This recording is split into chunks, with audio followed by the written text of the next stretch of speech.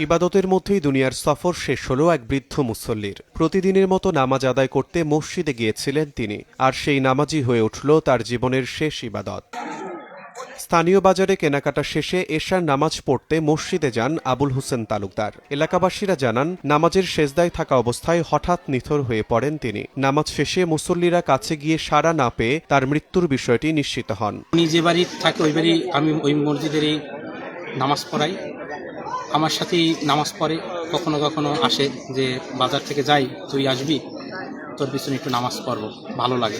কপাল কার আছে তো সুন্দর কপাল, মসজিদে নামাজ পড়াটা কত ভালো মৃত্যু, এটা কার হয় না। তো সুন্নত নামাজ আদায় করার অবস্থায় তিনি সেজদারত অবস্থায় তিনি ইন্তেকাল করেন। বাজারে গেছে হাঁটতে, আর বাজার দিয়ে আসে না। আমি শোনার পর দৌড়ে গেছি, ছেলেরাও তো এরকম দৌড়ায় না, আমি এরকম ভাবে দৌড়ে গেছি।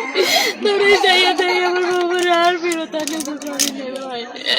আর জামাতে করিয়া উনি তার পিছনে আইসে, পিছনে আই হয় না সুন্দর পড়বে এই শুনে পিছনে আমরা তুমি শুয়ে পড়ছি, শুয়ে পড়ছে তো এবার তো ওঠে না।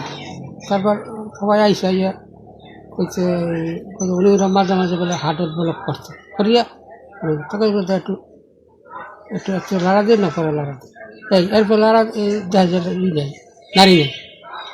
তখন আর কি ওই ডাক্তার ওই রমেশ, তারপরে ওই জসিম তাকে ডাক দিয়েছে, তারা আইসে, তারা আইয়া বলতেছে না।